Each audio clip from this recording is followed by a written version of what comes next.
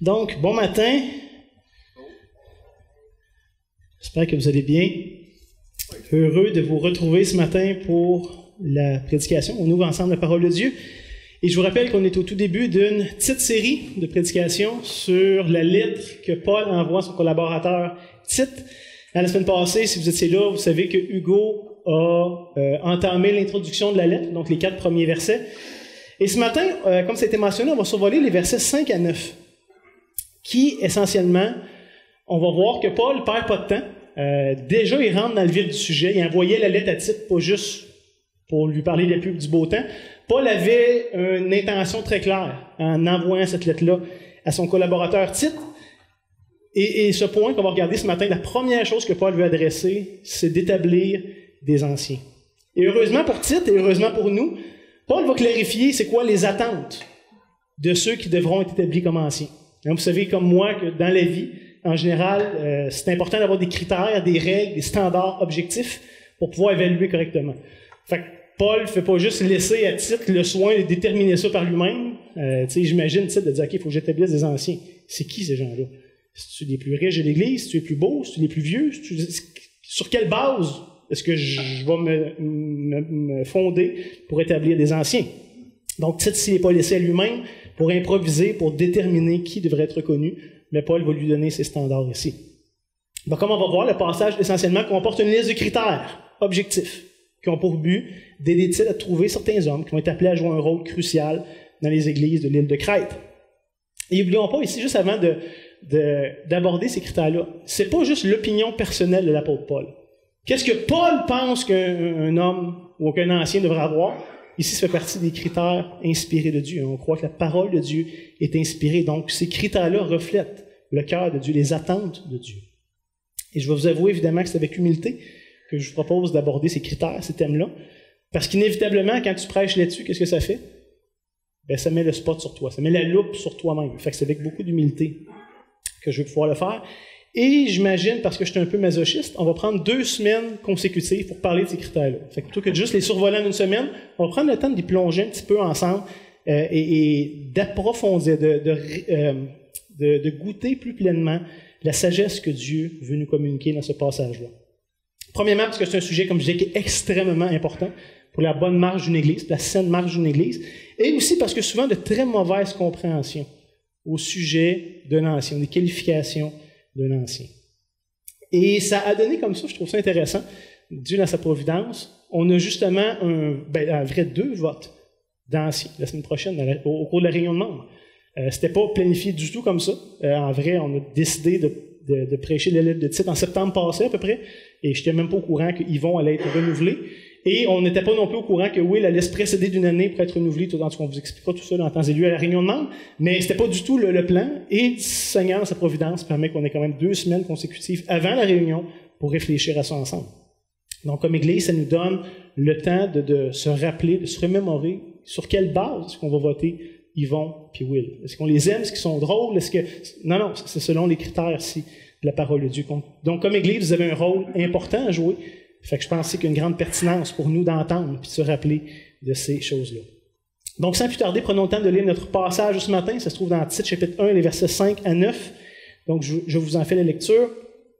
Paul écrit « Je t'ai laissé en Crète, afin que, donc pour la raison suivante, que tu mettes en ordre ce qui reste à régler, et que selon mes instructions, tu établisses des anciens dans chaque ville. Si tu trouves quelque homme irréprochable, mari d'une seule femme, ayant des enfants fidèles, qui ne soient ni accusés de débauche, ni rebelles. Car il faut que l'évêque soit irréprochable, comme un homme de Dieu, qui ne soit ni arrogant, ni colère, ni adonné au vin, ni violent, ni porté à un gain déshonnête, mais qu'il soit hospitalier, ami des gens de bien, modéré, juste, saint, tempérant, attaché à la vraie parole telle qu'elle a été enseignée, afin d'être capable d'exhorter selon la sainte doctrine et de réfuter les contradicteurs. Donc ça, ce sont les critères de la parole de Dieu. Et à première vue, évidemment, ça semble être très élevé. Si on est honnête, ça semble même impossible pour quelqu'un de posséder ça. Pourtant, j'aimerais vous rappeler, pour certains, ou convaincre d'autres, que c'est ce que le Seigneur s'attend de chacun d'entre nous, comme ses disciples. Rien de plus élevé, rien de plus spectaculaire pour les anciens, que vous soyez anciens ou non, que vous aspiriez à la tâche d'ancien ou non. Je pense que tout le monde, tout chrétien devrait être ni arrogant, ni coléreux, ni à donner au vin, ni violent, ni porter un gain déshonnête, mais être hospitalier, aimer des gens de bien modérés, juste saints. Littéralement, il y a un paquet d'exhortations, de commandements clairs dans le Nouveau Testament sur chacun de ces points-là qui sont destinés à l'ensemble de l'Église. Donc, si je voulais juste rendre clair, littéralement, tous les disciples de Christ devraient aspirer ou viser, développer, modeler ces qualifications-là dans leur vie, pas juste les anciens. Fait que je voulais rendre ça clair en commençant. C'est pas réservé à une élite, c'est les attentes de Dieu envers son peuple. Par contre, que les anciens sont appelés à modeler de manière particulière, se présenter comme les modèles devant le troupeau. Donc, avant d'aller plus loin, si vous voulez bien, on va prier ensemble, demander au Seigneur de nous aider. Donc, notre Dieu, on se place devant toi, reconnaissant que c'est ta parole, reconnaissant que c'est ta sagesse, que ce sont tes critères, que ce sont tes standards, que tu t'attends de nous comme tes enfants. Et donc, Seigneur, on veut te demander ton aide, premièrement pour bien comprendre ce que tu t'attends de nous, mais aussi pour pouvoir bien répondre par la foi, par l'obéissance, d'une manière qui va te plaire, qui va t'honorer. Seigneur, tu nous dis que ta parole, elle élève ou qu'elle abaisse, que ta parole blesse ou que ta parole guérit, que ta parole produit la vie ou qu'elle produit la mort, ou que ta parole accuse ou qu'elle justifie. Donc, Seigneur, peu importe notre besoin ce matin, que par ton esprit, tu fasses ce que besoin d'être fait, de manière personnelle à chacune de nos vies. C'est ce qu'on te demande dans le nom de Jésus. Amen. Donc, comme je l'ai mentionné tantôt, on va prendre 2 semaines pour réfléchir aux éléments qui sont présentés ici dans le texte.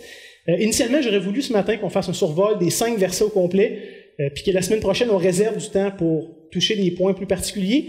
Mais étant donné l'importance du sujet de ce matin et la mauvaise compréhension de ce que notre culture, que notre société nous présente comme influence, ce matin, on va juste couvrir les 2 premiers versets ensemble. Et la semaine prochaine, j'espère avoir assez de temps pour couvrir les 3 versets suivants, mais aussi pour aborder quelques éléments connexes qui ne sont pas explicitement mentionnés dans le texte ici, mais qu'on réfléchisse. C'est donné qu'on parle des anciens, qu'on veut réfléchir à l'aspect des anciens. Il y a des éléments connexes que la Bible nous dit ailleurs, que je pense que c'est important pour nous de considérer aussi. Comme par exemple, c'est quoi le rôle d'un ancien? C'est une chose de savoir c'est quoi les qualifications, mais qu'est-ce qu'il y a à faire en particulier, qu'on peut se regarder comment est-ce qu'on les reconnaît, comment est-ce qu'on les forme dans une Église, comment est-ce que le rôle de l'Église dans tout ce processus-là, la conception d'appel au ministère, encore une fois, il y a beaucoup de clichés, beaucoup je pense, d'exagération dans tout ça. Fait que la semaine prochaine, j'espère qu'on va avoir l'occasion de réfléchir un petit peu là-dessus. Mais commençons avec le verset 5, que je prends le temps de vous relire, où Paul va dire à Tite, « Je t'ai laissé en Crète afin que tu mettes en ordre ce qui reste à régler. Et que selon mes instructions, tu établisses des anciens dans chaque ville. » Donc, si c'est très clair, Tite devait mettre de l'ordre dans les différentes églises de Crète. Littéralement, dans le grec, ce que Paul communique à Tite, c'est de rendre droit, de redresser certaines choses. C'est exactement la conception que Paul voulait envoyer à Tite. Et ça veut dire au moins une chose intéressante, que tout n'était pas mauvais dans les églises de Crète. Il n'est pas en train de dire « scrape tout puis recommence à neuf ». Il dit « redresse ». Il y a des choses qui semblent être correctes, mais d'autres qui ont besoin d'être réglées. Parce qu'il ne faut pas oublier, l'Évangile, c'est quand même rendu en Crète, a produit une œuvre parmi les Crétois. Donc, on bâtit sur le bon fondement, puis on redresse ce qui a besoin d'être adressé. Et la manière par excellence pour l'apôtre Paul de mettre de l'ordre dans les églises, c'est quoi? D'établir des anciens. C'est sa manière traditionnelle de faire, c'est sa manière par excellence à travers tout son ministère. Ce matin, j'aurais aimé ça qu'on puisse prendre le livre des Actes comme référence. Mais Paul, qu'est-ce qu'il fait toutes les fois? Il va dans une ville, il prêche l'Évangile, souvent premièrement dans une synagogue, après ça, dans les rues, à qui veut bien l'entendre. Les gens se convertissent, ils viennent à la foi. Paul les instruit. Après ça, il établit des anciens. Il va continuer à la ville suivante. Mais souvent, qu'est-ce qu'il va faire? Il va écrire une lettre à cette église-là, avec des exhortations pour les anciens. Il va repasser par après, voir comment ça va. C'est la manière par excellence de Paul de fonctionner à travers tout son ministère. Fait que c'est pas surprenant quand Paul envoie Tite régler des choses dans les églises. Et Tite établit des anciens. Ça va commencer par avoir des hommes qualifiés dans l'église pour donner une direction. Dans l'esprit de Paul, il n'y a aucune ambiguïté que Dieu, dans sa sagesse, donne des dons à tous les croyants. Ça, c'est très clair aussi. Mais aussi, donne des hommes doués. Tout le monde reçoit des dons et les églises locales ont des hommes doués comme un cadeau de Dieu. C'est ce qu'on voit par exemple à Éphésiens chapitre 4, les versets 11 à 15, qui est un texte si bien connu, où on lit « Il, donc Dieu, dans le contexte, a donné les uns comme apôtres, les autres comme prophètes, les autres comme évangélistes, les autres comme pasteurs et docteurs. » Remarquez ici que ce n'est pas une liste de dons, c'est une liste d'hommes doués, de gens capables, de gens qui ont un appel particulier. Pourquoi est-ce que Dieu donne comme ça des dons ou des hommes doués à l'Église? Verset 12. Pour le perfectionnement des saints. Et c'est quoi le but de perfectionner les saints? En vue de l'œuvre du ministère et de l'édification du corps de Christ. Des fois, dans notre tête, on dit, mais ce sont justement les apôtres, les pasteurs, les docteurs, les évangélistes qui font l'œuvre du ministère. Paul dit non, c'est pas eux qui font l'œuvre du ministère. Eux, leur but, c'est d'équiper l'Église, d'équiper les saints à faire l'œuvre du ministère. Tout le monde est appelé à œuvrer dans la moisson du Seigneur. Mais certains sont appelés comme modèle à donner une direction, à équiper les saints en vue de l'œuvre du ministère et de l'édification du corps de Christ. Donc, Dieu, dans sa sagesse, appointe et utilise des hommes bien imparfaits pour en arriver à ses fins. Sinon, pour en revenir à notre texte ce matin, j'aimerais particulièrement attirer votre attention sur 2 détails très intéressants du verset 5. Peut-être vous allez me dire, c'est déjà acquis, c'est du réchauffé, c'est la même chose. J'ose prétendre que c'est important qu'on passe au moins quelques secondes à y réfléchir. Premièrement, Tite devait établir des anciens. On va réfléchir à ça. Et deuxièmement, il devait le faire dans chaque ville. C'est clairement ce que Paul ici demande. Et on le réalise peut-être pas, mais le Nouveau Testament nous parle toujours des anciens au pluriel. Toujours. À toutes les occurrences que vous allez voir le mot ancien, dans le contexte de l'Église locale, à toutes les fois, ça va parler des anciens au pluriel. Déjà, je pense qu'il y a quelque chose pour nous à considérer. Et en vrai, il y a seulement une exception que Paul va mentionner d'un ancien au singulier. Et laissez-moi juste vous lire pour qu'on comprenne ce dont il est question aussi. Paul va dire en 1 Timothée 5, verset 19, il va dire « Ne reçois point d'accusation contre un ancien singulier, si ce n'est sur les dépositions de 2 ou de 3 témoins. » Et je vous propose aussi que c'est l'exception qui confirme la règle. Paul dit, ne dit pas, c'est-à-dire ne reçoit pas d'accusation contre l'ancien de l'Église, comme s'il était seul au singulier. Il dit, dans une Église, ne reçoit pas une accusation contre un ancien. Ce qui sous-entend qu'il y en a plusieurs autres, mais qu'il y en a un en particulier qui est peut-être réprochable, qui a fait une erreur, quelque chose qui mérite d'être repris. Donc, encore une fois, c'est l'exception qui confirme la règle. Dans l'Église locale, il y a des anciens, c'est possible qu'un d'entre eux fasse une erreur. Mais dans tous les autres cas, sans exception, ça nous présente des anciens pluriels. Ce qui veut dire que dans l'idéal de la pensée de Dieu, chaque Église devrait être dirigée par plusieurs anciens, plusieurs hommes qualifiés. Et dans un sens, plus une Église a d'anciens, ben mieux elle va se porter, mieux elle va être dirigée, plus elle va être enrichie. Le Nouveau Testament ne nous donne pas de maximum qui devrait être là, ni de minimum d'ailleurs, mais tu sais, des fois, dans notre tête, on dit, ça prend un pasteur dans l'Église. C'est pas l'idéal des Écritures. Ou ça prend, je sais pas, 3, 4, pas plus. Non, il n'y a pas de maximum. Autant qu'il y a d'hommes qualifiés, autant que l'Église va être pris soin adéquatement. Et la deuxième chose sur laquelle j'aimerais attirer votre attention, c'est que chaque Église locale devrait avoir plusieurs anciens qualifiés. Établis des anciens dans chaque ville. Et ça aussi, c'est intéressant. Vous allez me dire, mais c'est la même chose. Je viens déjà de le dire. Je pense que non. Il y a une petite nuance supplémentaire. Ici, on n'est pas dans le concept catholique des évêques, par exemple, qui chapeautent, qui supervisent un ensemble d'églises d'une même région. Au contraire, chaque ville, chaque église devait avoir des anciens qualifiés au milieu d'eux. Donc ici, comprenez qu'il y a quelque chose de personnel, quelque chose d'intime entre une église locale et ses anciens. C'est pas quelque chose de générique, c'est pas quelque chose d'interchangeable, c'est pas quelque chose de purement administratif. Demain, là, on ne pourrait pas dire, mettons, hey, on prend des anciens qualifiés de Trois-Rivières, de Shawinigan-Sud, de Drummondville, puis on va les mettre ici à Bécancour. Puis Mathieu, on va l'envoyer à l'autre bout du Québec. Puis c'est pas juste une question d'avoir des hommes qualifiés. Il y a cette relation, c'est un concept d'amour, de confiance, où on connaît ces gens-là. Fait qu'au-delà de juste avoir des gens qualifiés, il y a un aspect relationnel, il y a un aspect d'amour, il y a un aspect de confiance. Donc, chaque Église est appelée à avoir ses anciens. Et c'est pas interchangeable. Et j'en profite juste pour ajouter un détail intéressant aussi qu'on voit dans le verset 5. Mais le temps de verbe qu'utilise Paul sous-entend que d'établir des anciens prend du temps. Dans la manière que Paul le phrase dans le grec, la langue originale, il dit à Tite, pas passe dans un village, point-en 3, 4, puis va au prochain.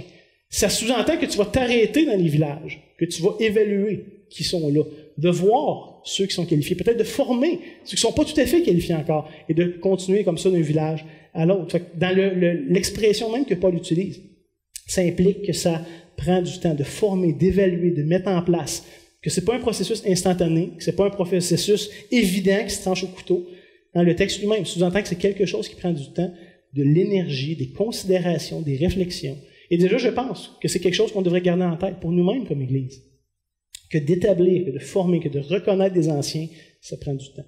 Que c'est un processus plus qu'un événement. Et déjà là, ça devrait nous encourager que c'est pas une course, que le but, c'est pas de le faire le plus rapidement possible, le but, c'est de prendre le temps de bien le faire, de s'assurer que les bonnes personnes soient aux bonnes places. Puis vient le verset 6 sur lequel on va vraiment prendre le reste du temps pour réfléchir ce matin, où Paul écrit « S'il s'y trouve quelque homme irréprochable ». Et déjà ici, je sais que c'est extrêmement contre-culturel, extrêmement violent pour notre société d'avoir ce concept-là, mais pourtant la Bible est claire et sans équivoque. Et je le dis avec toute l'humilité possible. Dans les Écritures, dans la pensée de Dieu, l'ancien nom est pour les hommes qualifiés. C'est ce que Paul nous dit. S'il se trouve quelque homme irréprochable. Et ici, homme, c'est pas dans le sens de l'humanité, c'est dans le sens de homme biologique, là, monsieur. C'est de ça qu'il est question aussi. Et je sais que c'est très polémique d'oser dire ça. Encore une fois, c'est pas que les hommes sont meilleurs, plus intelligents, plus capables, que ce soit. Il y a des sœurs certainement qui sont beaucoup plus intelligentes, beaucoup plus capables, beaucoup mieux équipées que beaucoup d'hommes. Le point n'est pas là.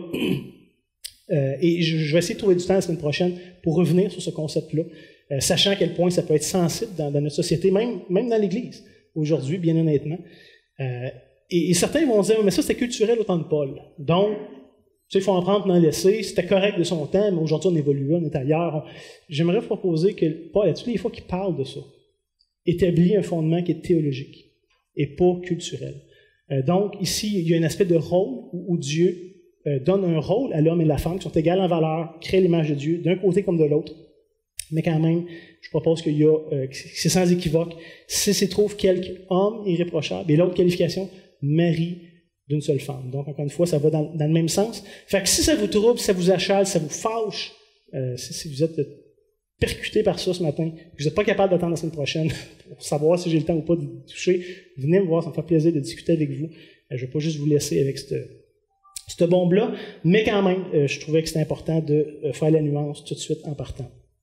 Donc, verset 6, « S'il s'y trouve quelque homme irréprochable, mari d'une seule femme, ayant des enfants fidèles, qui ne soient ni accusés de débauche ni rebelles. » Premièrement, je pense qu'il faut remarquer ici que c'est conditionnel. « S'il s'y trouve quelque homme ». Ce qui sous-entend que ça se peut qu'il n'y aura pas d'homme prêt, pas d'homme qualifié dans certaines villes et villages de Crète. S'il s'y trouve quelque homme irréprochable. Et par expérience, je peux vous dire, pour avoir servi sur un comité provincial d'une association d'églises qui s'appelle Comité Vitalité ou Santé des Églises, où on intervenait dans certaines églises qui passaient des périodes difficiles, des conflits, des crises, et qu'on venait donner un coup de main. Par expérience, je peux vous dire que, ou même, pas juste vous dire, vous garantir qu'une église est beaucoup mieux de ne pas avoir d'anciens du tout que d'établir des hommes qui ne sont pas qualifiés bibliquement. C'est une bombe à retardement. C'est une question de temps avant que ça flanche. Ça va aller peut-être bien pendant des années, mais tôt ou tard, ça va rattraper. Il y a quelque chose qui ne t'offrera pas la ronde.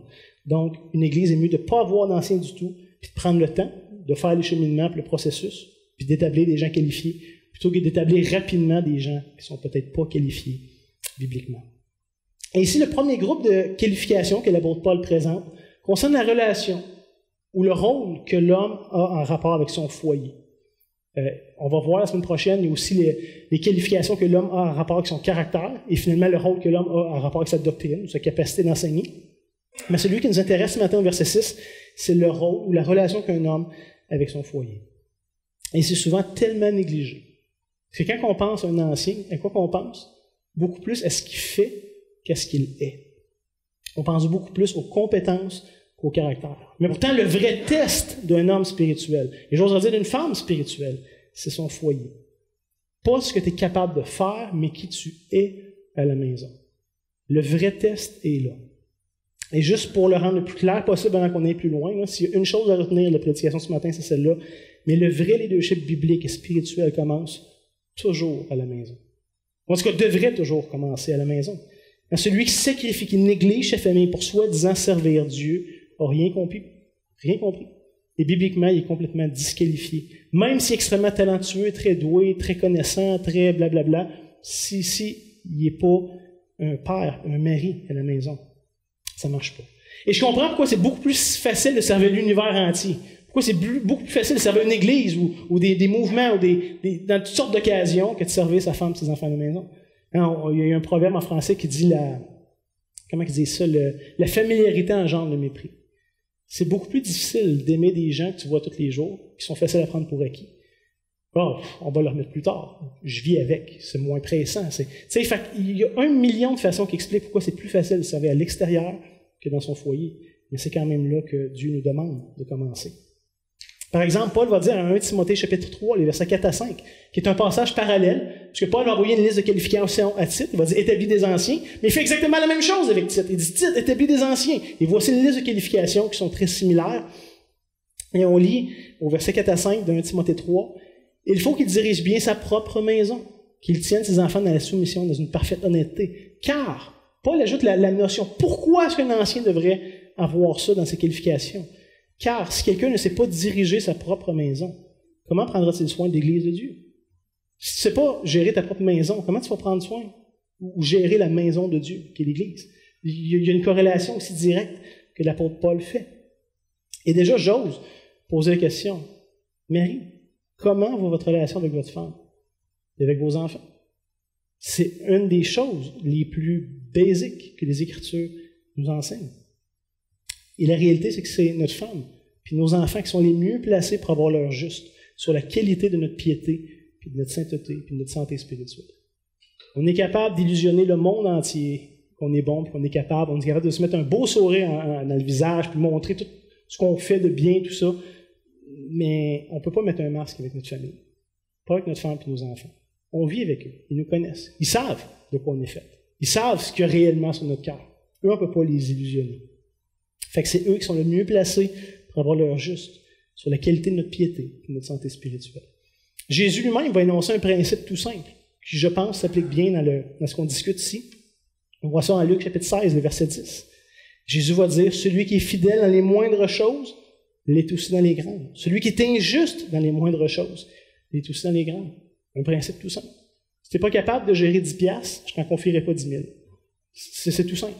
Si tu as de la misère à petite échelle, tu vas rusher à plus grande échelle. Même si au début, ça a l'air très prometteur, mais ça ne marche pas comme ça. Donc, quelqu'un qui n'est pas capable à petite échelle d'aimer, de servir, de diriger bien, bibliquement parlant, sa propre maison, ne sera pas en mesure de prendre soin à grande échelle du peuple de Dieu. Ça commence par les gens vers qui je suis engagé. C'est là ici le vrai test, le vrai gage de qualité. Ça commence chez moi, à petite échelle.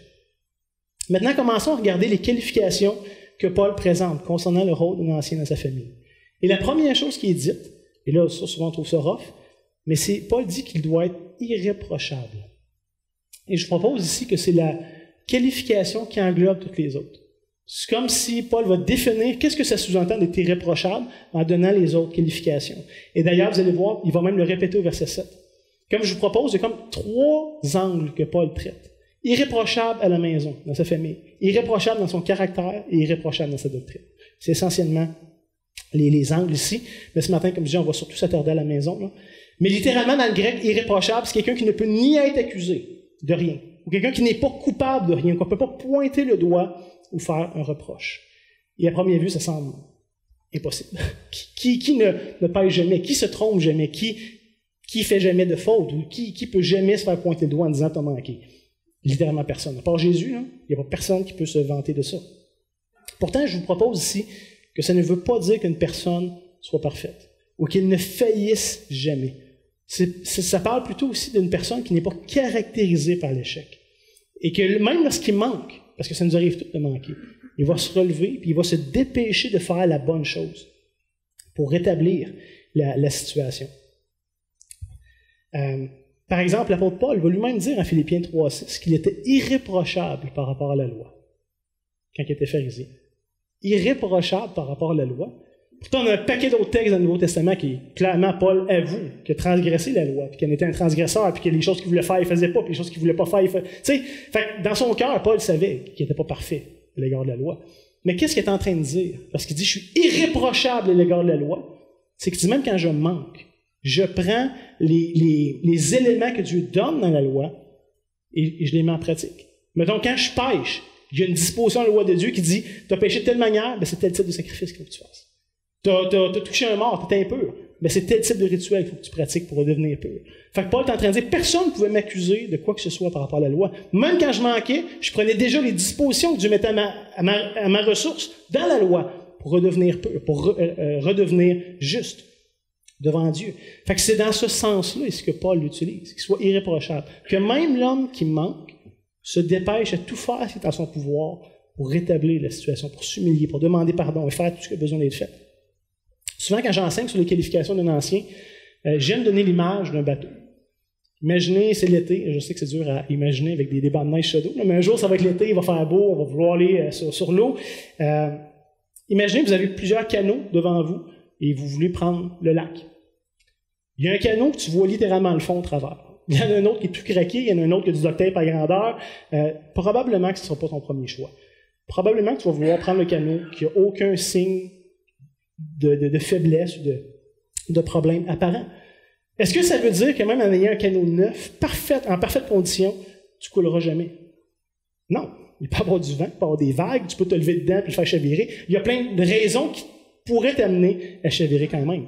Mais ça veut dire, par contre, que dans un contexte normal, dans des conditions normales, il n'y a pas de danger de prendre tel et tel canot. Contrairement à l'autre, que celui que tu vois dans le fond, même s'il fait super beau, qu'il n'y a pas de vent, qu'il n'y a pas de vague, qu'il n'y a pas rien, ça ne sera pas long que tu vas être dans le fond. Dans des conditions normales. Fait que c'est un peu le principe ici d'être irréprochable. C'est un canot qui n'a pas de trou. Qu'il n'y a rien qui nous amène à douter qu'on est capable de prendre le lac en toute sécurité. Malgré que c'est vrai qu'il peut y avoir des conditions particulières, il y a de l'eau qui rentre, mais ça prend quelque chose d'anormal, mais normalement on peut se fier à ce bateau-là. Donc l'homme en question se doit d'être irréprochable dans son rapport avec son épouse. Littéralement dans le grec, il doit être l'homme d'une femme. Et d'ailleurs, c'est pas exclusif aux anciens, comme je l'ai dit, c'est dans les critères des diacres, et ça devrait être dans les critères de tous les chrétiens aussi. Et malheureusement, il y a plusieurs mauvaises manières de comprendre cette qualification-là. Par exemple, certains vont dire qu'un ancien doit absolument être marié. Si tu n'es pas marié, tu ne peux pas être ancien parce que tu n'es pas l'homme d'une femme. Je ne pense pas que c'est le but. Évidemment, il y a des commandements de Dieu qui ne s'appliquent pas à nous, à certains moments de nos vies, qui vont s'appliquer plus tard. Hein? Et il y a des commandements au mari dans le Nouveau Testament. Si tu n'es pas marié, ben ça ne s'applique pas à toi. Le jour que tu seras marié, ben, tout d'un coup, tu as des nouvelles responsabilités. Fait que si je pense que c'est dans cet ordre d'idées-là ici. Et d'ailleurs, je trouvais ça étrange que ce soit ce que Paul veut communiquer. Si tu n'es pas marié, tu ne peux pas être ancien. Paul lui-même était célibataire. Et dans 1 Corinthiens 7, il va faire un plaidoyer extraordinaire aux Corinthiens en leur disant « Vous devriez considérer mon état. Si vous n'êtes pas capable, mieux vaut se marier que brûler. Si vous n'êtes pas capable, il faut que vous vous mariez. Faites-le, c'est très bien, c'est dans l'ordre de Dieu. Mais si vous voulez considérer mon état, vous allez être plus flexible. Vous avez plus de temps, plus de manières de servir le Seigneur d'une manière concrète. Fait que pour Paul, c'est très clair. C'est pas quelque chose de mauvais et ça semble pas du tout être limitatif ou disqualifier qui que ce soit. Et il faut pas oublier non plus que Jésus lui-même était célibataire. Si on met des critères dans une église qui excluent Jésus d'être ancien, je pense que notre critère devrait être réévalué. D'autres vont dire que ce que Paul veut dire ici, c'est qu'il interdit à un homme polygame d'être ancien. Donc polygame, un homme qui a plusieurs femmes. Évidemment, je suis d'accord avec cette interprétation-là, mais je vous propose que c'est beaucoup plus que ça. Quand on considère la culture du 1er siècle, la polygamie, c'était l'exception. C'était loin, loin, loin d'être la norme.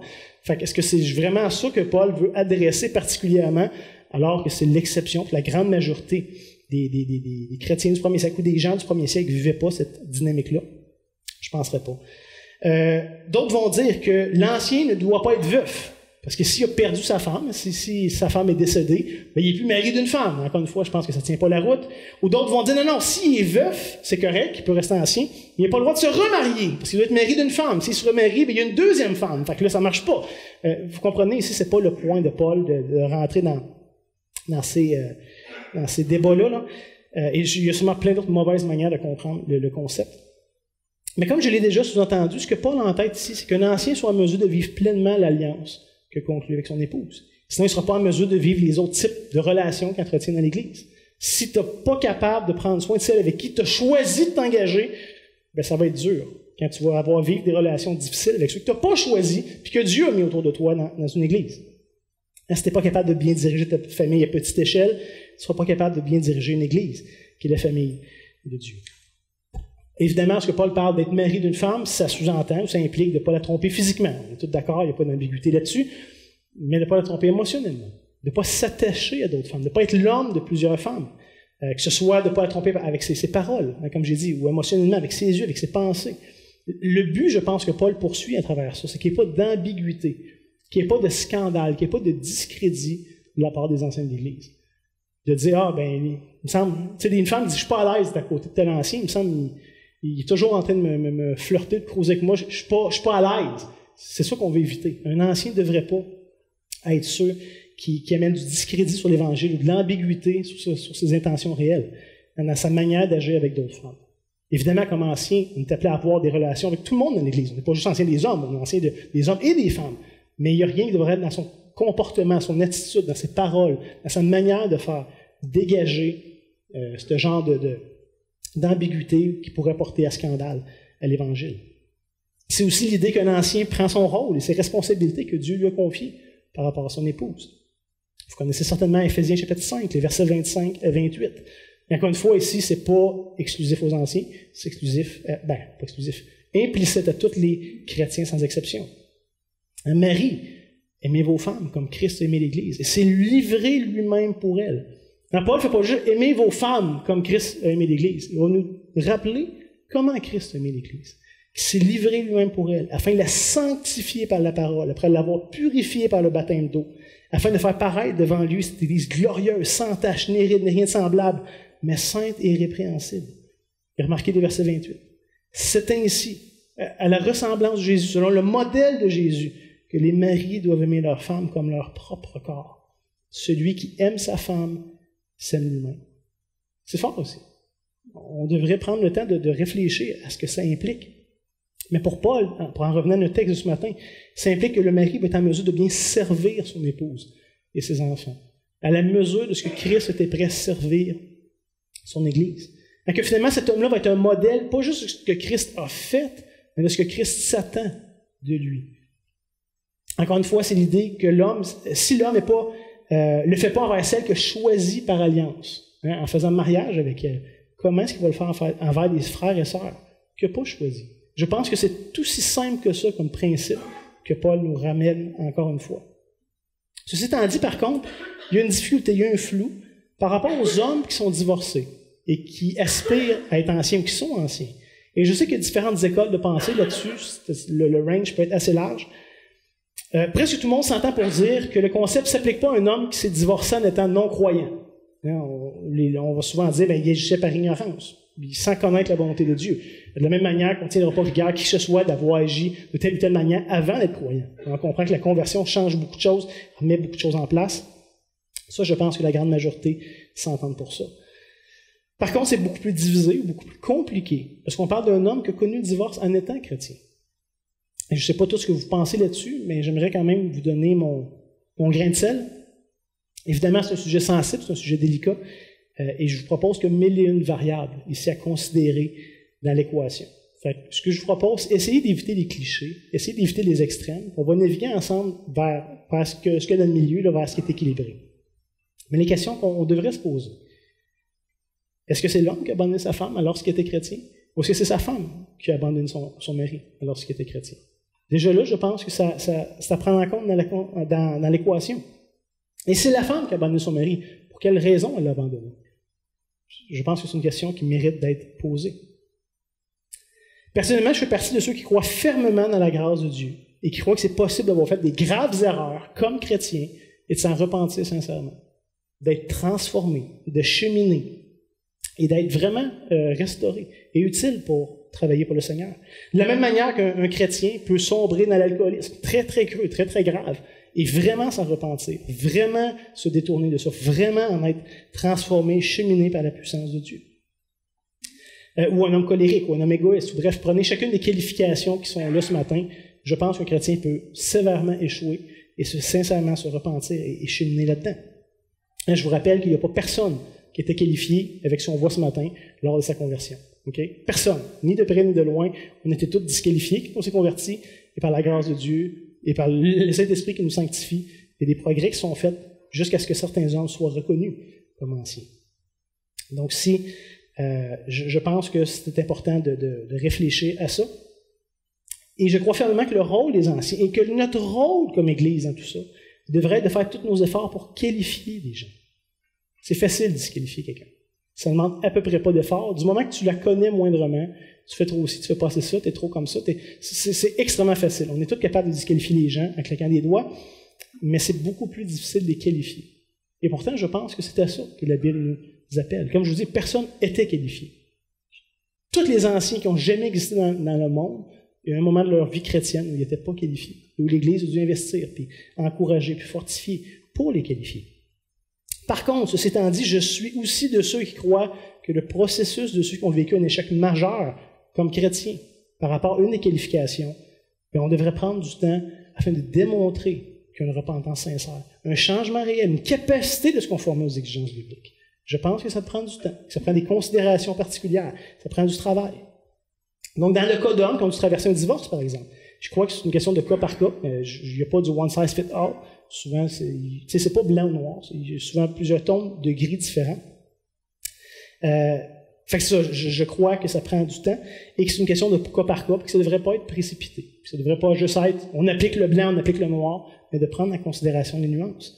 Parce qu'après tout, je vous rappelle, il faut que l'homme en question démontre ses qualifications comme quelque chose d'acquis. Alors, on est tous capables de prendre une semaine dans un chalet dans le nord, tout seul, couper de tout, là, puis dire, hey, Colin, ça a bien été, j'ai pas péché, je me suis pas chicané avec personne, j'ai pas. On est tous capables de faire ça. Ça prend littéralement aucune force, tu n'as même pas la capacité quasiment de pécher.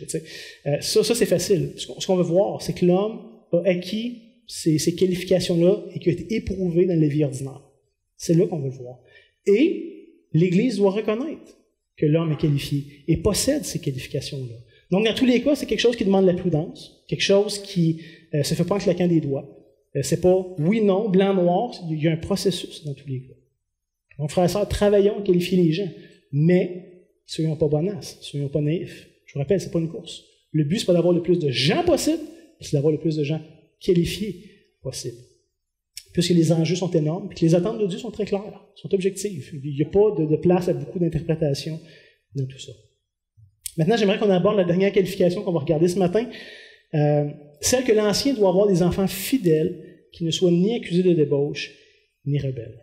Et je vais vous avouer que ça aussi, ça fait couler beaucoup d'encre dans la manière de comprendre cette qualification. Par exemple, certains ont compris le terme pista, qui vient du verbe pistos, qui veut dire fidèle. Quand c'est dit un enfant fidèle, ils ont compris ce terme-là, que ça devrait vouloir dire un enfant croyant, chrétien. Donc, fidèle dans le sens de chrétien. Et c'est vrai que le terme fidèle est utilisé à plusieurs reprises dans le Nouveau Testament, désignant des croyants. Il n'y a pas d'ambiguïté là-dessus, c'est très clair. Par contre, je ne pense pas que ce soit le cas du texte ce matin. Il y a plusieurs autres endroits du Nouveau Testament qui ne parlent pas nécessairement explicitement d'un croyant, mais fidèle au sens plus large. Et je pense que c'est comme ça qu'on devrait le comprendre ici. Premièrement, parce que le Père n'a pas la capacité de sauver ses enfants. C'est une œuvre qui appartient à Dieu. Il y a tout le mystère de l'élection, mais il y a aussi toute la responsabilité des enfants de répondre à l'appel de l'Évangile. Donc, le Père n'est pas tout seul à décider de tout ça. Il y a d'autres facteurs qui sont extérieurs à lui et à son bon vouloir. Certains défenseurs de la position que les enfants doivent être chrétiens, que les enfants d'un ancien, c'est-à-dire doivent être chrétiens, vont dire que Dieu va nécessairement sauver les enfants d'un homme qui appelle au ministère. Fait que si Dieu appelle un homme à être ancien, bien nécessairement il va sauver ses enfants, il faut être cohérent. Fait que j'apprécie la cohérence que ces gens-là essaient d'avoir. Par contre, je ne vois pas ça ni de près ni de loin comme principe dans tout le Nouveau Testament. C'est jamais même sous-entendu. C'est complètement un argument de silence.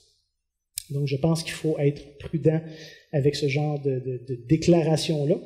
Et de toute façon, ce serait étrange pour moi que Paul soit obligé de préciser que les enfants d'un ancien doivent être chrétiens sans être accusés de débauche ou de rébellion. Je ne sais pas jusqu'à quel point est-ce que c'est normal qu'un chrétien soit accusé de débauche ou de rébellion.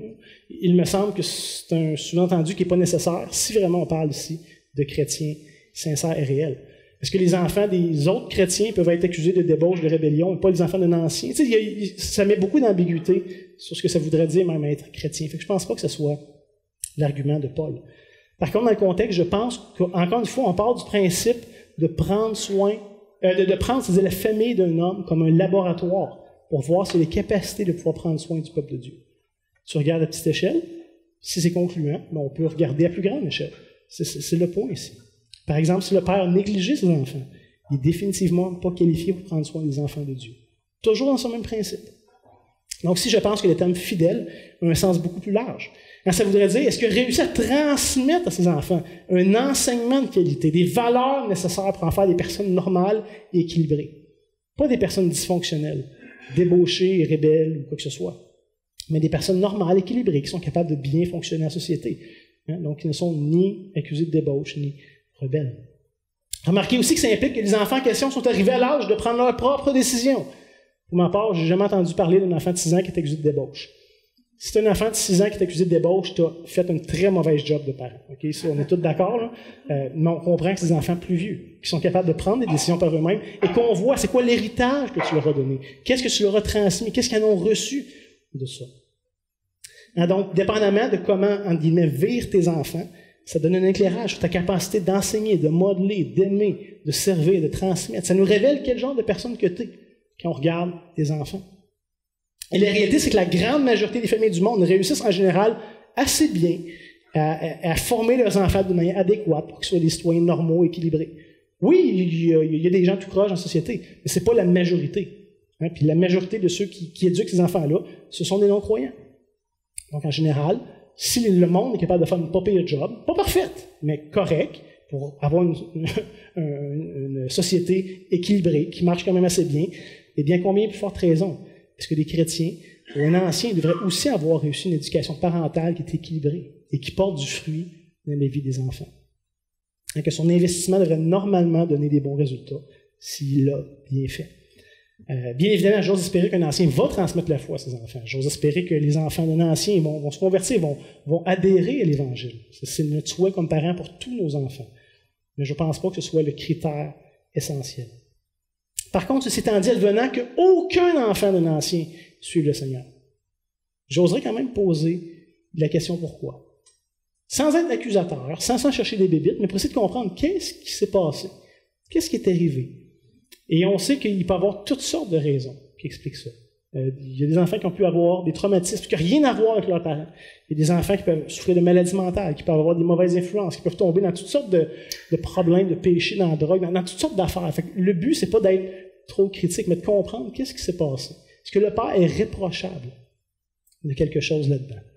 Par exemple, pour avoir parlé avec toutes sortes de gens, j'ai déjà parlé ou même été proche de certaines personnes qui ont grandi avec leur père comme ancien, comme pasteur, et qui nous racontent. Certains se sont éloignés de la foi à cause de leurs parents, en particulier de leur père. Ou certains se sont quand même convertis, mais lèvent le flag et critiquent ouvertement leurs parents. Dans le sens qu'ils voient des fois une distinction. Papa, là, il enseigne ça à l'Église. Dans la maison, il ne vit pas ça partout. Hypocrite. Papa, il agit d'une telle manière que les gens de l'Église. Fait qu'on reçoit des gens à la maison. Mais quand on est juste entre nous, papa, il ne vit pas tout ça.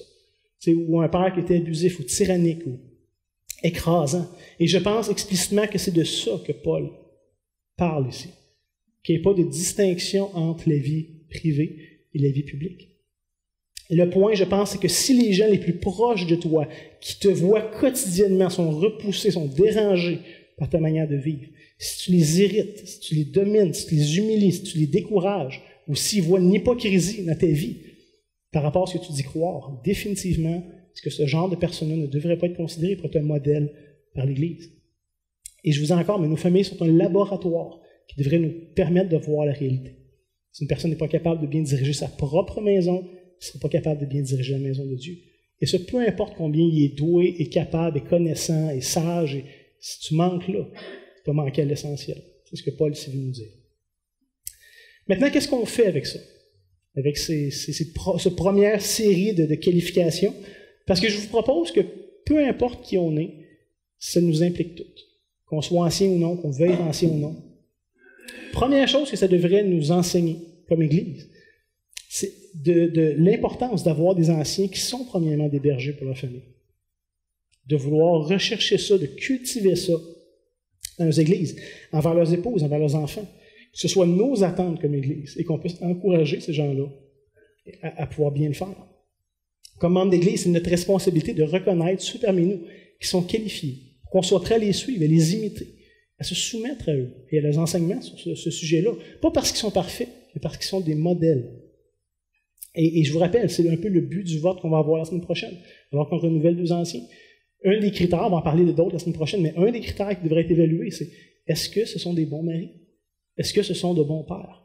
Pas parfaits, mais est-ce qu'on voit une sincérité? Est-ce qu'ils sont irréprochables ou même quand ils manquent? Ils se dépêchent à faire ce qui a besoin d'être fait pour rétablir les choses. Autre point qui devrait nous impliquer, et je suis content, Jonathan, que tu aies fait ça ce matin, je ne savais pas que ça allait se faire, mais n'oublions pas d'intentionnellement prier pour ceux qui servent dans ce rôle-là, ceux qui sont là, ceux qui sont en train de se qualifier pour être là. Mais comme on va voir la semaine prochaine dans la prédication, ils ont une charge importante. Ces hommes-là ont un rôle majeur à jouer dans la santé spirituelle de l'Église, dans la direction de l'Église. Chaque ancien, nous dit la Bible, va devoir rendre compte des décisions qu'ils prennent, des orientations qu'ils prennent, des âmes qui ont pris soin, des enseignements qu'ils ont donnés. Il y a une charge supplémentaire, il y a une redevabilité supplémentaire devant Dieu. Donc, définitivement, est-ce qu'on a besoin de vos prières, de vos encouragements, de votre support. Deuxième application ce matin, si c'est un jeune homme ou un homme qui aspire au ministère pastoral, eh bien, la Bible dit que tu aspires à une œuvre bonne. Dans 1 Timothée 3.1, celui qui aspire à la tâche d'ancien aspire à une œuvre excellente, même la Bible dit. Et je le répète, mais l'Église évangélique d'aujourd'hui, on ne pense pas qu'il y a un maximum d'anciens. On pense que s'il y en a 37 dans l'Église, bien, l'Église va être mieux servie, mieux dirigée et mieux prospérer. Mais par contre, on cherche des hommes qualifiés. Donc, dès maintenant, si tu aspires à ça, que tu sois un homme ou un jeune homme, aspire à être un modèle dans ta propre maison. Commence à vivre ces principes-là pour toi-même, de commencer où est-ce que tu es et les développer. Et si tu n'es pas marié, si tu n'as pas d'enfant, si tu dis, ben moi, ça ne s'applique pas à moi. Non, c'est pas vrai. Il y a déjà quelque chose qui s'applique. Fais déjà tout en ton pouvoir pour modeler des saines habitudes dans ta vie privée. On ne veut pas qu'il y ait de discordance avec ce que tu vis à la maison et ce que tu dis vivre en public. Quelque part, il faut que ça soit harmonisé, réconcilié. Il y a plusieurs mois, je suis tombé sur un excellent article, malheureusement, je pense que c'est juste en anglais, mais qui s'intitulait quelque chose comme « Sois un ancien » ou « Agis comme un ancien avant d'être un ancien ». Et le principe, c'est assez simple. C'est pas parce que tu deviens ancien que magiquement, tu es capable de vivre toutes ces choses-là et tu es qualifié. Normalement, un ancien devrait déjà être qualifié avant d'être reconnu comme un ancien. Que l'Église dise, Colin, on regarde les qualifications. Telle personne, il me semble, mais ça, il est comme ça, il est comme ça, il est comme ça. Qu'est-ce que tu attends pour être ancien? Voyons, ça devrait être évident, ça devait crever les yeux. Donc, apprends à être un ancien ou à vivre comme un ancien avant d'être un ancien. Alors, regarde la Bible, les attentes de la Bible, les critères de la Bible avant un disciple de Jésus, et déjà, pour reprendre les mots de Paul, apprends à mettre en ordre ce qui reste à régler. C'était ce que Paul voulait qu'il se passe dans les églises de Crète, et c'est ce qui devrait se passer dans nos propres vies aussi. Sinon, de manière plus générale, cette exhortation-là est bonne pour chacun d'entre nous, qu'on aspire à être pasteur ou non. Et je vous rappelle que selon Jésus, un disciple, c'est très simple. Si on veut le mettre au dénominateur commun, là, un disciple, c'est quelqu'un qui est baptisé et qui apprend à obéir à tout ce que prescrit. Ça peut être plus que ça, mais il ne faut pas qu'il soit moins que ça. Donc, de manière très concrète, la réalité, mes frères et sœurs, c'est qu'on a tous des domaines encore dans nos vies où on a besoin de croître. Ça ne veut pas dire que ces domaines-là sont en faillite et en danger mortel, là, mais il y a tous des domaines où on a besoin de continuer à croître dans tout ce que prescrit, où l'Évangile a encore du chemin à faire. Donc, très concrètement, très clairement, à la lumière de ces qualifications-là, de ces attentes de Dieu pour son peuple, et particulièrement pour les anciens, faisons tous nos efforts. Soyons pas passifs, soyons pas négligents. Mais par la grâce de Dieu, par cette puissance qui agit en nous, recherchons, faisons tous nos efforts à travailler notre sanctification, à incarner ces principes, ces qualités. Et en terminant, dernière chose que je voulais dire, et là je m'adresse explicitement au père ou au mari, étant donné que notre texte a quand même un enjeu précis envers les pères et les maris. Mais messieurs, je vous encourage particulièrement à jouer notre rôle à la maison. Très contre-culturel. Notre société nous présente un modèle qui n'est tellement pas celui des Écritures. Mais pourtant, nos épouses, nos enfants ont besoin d'avoir un homme sur le cœur de Dieu qui prend son rôle au sérieux, qui prend ces qualifications-là au sérieux. Ça donne de la valeur aux yeux de Dieu. Évidemment, est-ce qu'on n'est pas parfait? Évidemment, est-ce qu'il y a encore plein de choses qu'on a besoin d'apprendre, puis de se développer, puis de grandir? Mais arrêtons de se servir de ça comme excuse pour cette année. Tu vois, mais moi, je ne l'ai pas. Moi, je ne suis pas là. Moi, telle chose, j'ai la misère. Fait je fais rien. Non, au contraire. Commence à faire des pas dans la bonne direction. Puis le temps montrera que tu vas faire du progrès. Ça ne sera pas instantané. Souvent, on veut avoir des choses rapides. C'est pas comme ça que ça marche. Au niveau de notre caractère, ça prend du temps. Mais déjà, faisons les pas dans la bonne direction. Identifions ce qu'il y a besoin d'être développé dans nos vies. Soyons fidèles et laissons le Seigneur utiliser nos faibles efforts pour nous transformer. Je l'ai dit, notre société de notre culture essaie de nous faire croire que, messieurs, on est des gros attardés. Que notre seul but dans la vie, c'est de mettre du pain sur la table, puis le reste, on est mieux de se tasser. Parce qu'on n'est pas bon, puis on est gauche, puis on est ci, puis on est ça. On entend beaucoup parler ces temps-ci de la masculinité toxique, puis de toutes sortes de concepts comme ça, où l'homme, finalement, est très mauvais, puis à moins qu'il se transforme en femme, ou qu'il ait des qualités féminines, ben il est juste comme un chien dans un jeu de quilles, puis il est mieux d'être tassé et mis de côté. Pourtant, les Écritures nous enseignent une vérité, une réalité tellement plus glorieuse que ça. Et ce que j'aimerais vous proposer, puis ce matin, j'ai pas eu le temps de développer ça, puis j'aurais pas le temps non plus, mais le problème d'une société, c'est pas qu'il y a trop de masculinité. C'est qu'il n'y en a pas assez. De vraie masculinité selon ce que Dieu dit que c'est. Pas assez d'hommes selon ce que Dieu présente qu'un homme devrait être. Mes frères, Dieu nous confie un rôle, nous confie un mandat tellement important. Celui d'imiter Christ, d'être un modèle pour nos familles, de les aimer sacrificiellement, de les instruire dans la parole, de se mettre de côté, puis de prier pour eux. Je veux dire, y a-t-il quelque chose de plus glorieux que ça? C'est un privilège de pouvoir faire ça. Et il y aurait tellement à dire, mais Marie, aimons nos femmes passionnément de tout notre cœur. Dans une société débridée, il y a tellement de manières de négliger nos femmes. Soyons différents par le fait qu'on les aime, qui sont vraiment de priorité, qu'il n'y a pas de place pour d'autres dans notre cœur, dans nos yeux, dans nos pensées. Et d'aimer notre femme, pas comme le monde nous le présente, mais selon le modèle qu'on a reçu de Christ, qu'on puisse être contributeur à l'épanouissement de nos épouses sur tous les plans possibles. Des fois, on met beaucoup d'emphase, surtout comme jeune famille, j'ai l'impression, aux enfants. Puis on met beaucoup de temps, les enfants, la transmission de la foi, les enfants et tout, puis c'est bon, puis définitivement, il y a de la place pour ça. Mais souvent, messieurs, j'ai l'impression qu'on néglige nos épouses. Quand est-ce qu'on prie avec elles? Quand est-ce qu'on, comme Christ l'a fait pour l'Église, quand est-ce qu'on les purifie par l'eau de la parole? Qu'on donne une direction. Pas comme un tyran qui décide de tout, mais qui veut là avoir une influence positive dans la vie de nos épouses. Quand est-ce qu'on prend le temps de faire ça? De le faire quand nos enfants sont là, de le faire quand les enfants sont partis, puis qu'on se retrouve seul avec notre épouse à nouveau. Il y a de la place pour ça, d'être un contributeur, un acteur positif de changement pour l'épanouissement de la foi de nos épouses. Et par instruisons évidemment nos enfants, comme j'ai dit, dans le Seigneur. Pas juste par hasard, quand j'y pense, quand ça donne, mais de prendre tous les moments possibles, de continuellement transmettre quelque chose, apprendre quelque chose à nos enfants, parce qu'on est, parce qu'on dit, parce qu'on fait.